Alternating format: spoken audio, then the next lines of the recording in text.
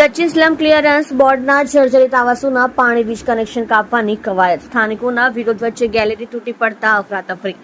સુરત મહાનગરપાલિકા અને slum clearance board દ્વારા આજે મોટી કાર્યવાહી શરૂ કરવામાં આવી હતી.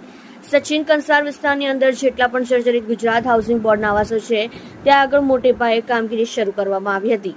આજે સવારે સ્લમ ક્લિયરન્સ બોર્ડના અધિકારીઓ અને સુરત મહાનગરપાલિકાની ટીમ આવાસના પાણી વીજના કનેક્શન કાપવા માટે પહોંચી હતી. એ દરમિયાન એકાએક ગેલેરીનો ભાગ તૂટી લોખંડની ગ્રીલ સહિત એક મહિલા નીચે પટકાઈ હતી તેમજ નીચે ઉભેલી એક વ્યક્તિ અન્ય મહિલાને પણ ઈજા થઈ હતી.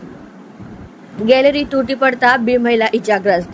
સચિન કંસાર વિસ્તારમાં સ્લમ ક્લિયરન્સ બોર્ડ, ડીજીવીસીએલ અને મહાનગરપાલિકાની ટીમ વીજ કનેક્શન અને પાણી પુરવઠો કાપવા માટે પહોંચી હતી. એ દરમિયાન લોકોનું ટોળું ખૂબ જ મોટી સંખ્યામાં એકત્રિત થયું હતું અને લોકો વિરોધ કરી રહ્યા હતા. એ દરમિયાન કેટલાક લોકો એક મકાનની ગેલેરીમાં ઊભા હતા ત્યારે અચાનક જ ગેલેરીનો એક ભાગ તૂટી પડતા લોખંડની ગ્રીલ સહિત એક મહિલા ગેલેરીમાંથી નીચે પટકાઈ હતી. જોકે આ દરમિયાન નીચે ઉભેલી અન્ય એક મહિલા પર પડતા તેને પણ ઈજા થઈ હતી. 2000થી વધુ આવાસો જર્જરિત. સ્લમ ક્લિયરન્સ બોર્ડ દ્વારા ગુજરાત હાઉસિંગ બોર્ડના કુલ 171 બ્લોકને નોટિસ પાઠવવામાં આવી છે. આવાસો ખૂબ જ જર્જરિત સ્થિતિમાં હોવાનું માલુમ પડ્યું છે. છેલ્લા ઘણા સમયથી સ્લમ ક્લિયરન્સ બોર્ડ દ્વારા 2000થી વધુ આવાસોની નોટિસ ફટકારવામાં આવી હતી.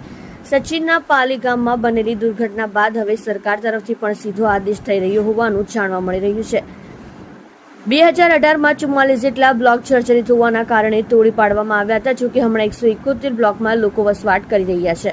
કેટલાક બ્લોકો ભાડેથી આપવામાં આવ્યા છે તો કેટલાક બંધ હોવાનું પણ જાણવા મળ્યું છે. સ્થાનિક લોકોએ વિરોધ નોંધાવ્યો. સચિન પાલી ગામમાં બનેલી દુર્ઘટના બાદ હવે અધિકારીઓ પણ કાર્યવાહી કરવામાં પાછી કરી રહ્યા છે. ગુજરાત હાઉસિંગ બોર્ડના 30 થી 35 વર્ષ જૂના આવાસોની સ્થિતિ હાલ ખૂબ જ જર્જરિત છે. આવાસ ધારાશાયી થાય તો અનેક લોકોના જીવ જાય એવી પણ શક્યતા છે. આવી સ્થિતિમાં આજે સ્લમ બોર્ડ અને પાલિકાની ટીમ દ્વારા કેટલાક મકાનોના વીજ કનેક્શન કાપવામાં આવ્યા હતા. ડીજીવીસીએલની ટીમ દ્વારા કાર્યવાહી કરવામાં આવી હતી પરંતુ ત્યારબાદ સ્થાનિક લોકોએ ઉગ્ર વિરોધ નોંધાવતા અધિકારીઓની ટીમ પરત ફરી હતી. જોકે હવે પોલીસ પ્રોટેક્શન સાથે ફરીથી તમામ આવાસોના વીજ અને પાણી પુરવઠા કાપવાની કામગીરી હાથ ધરવામાં આવશે.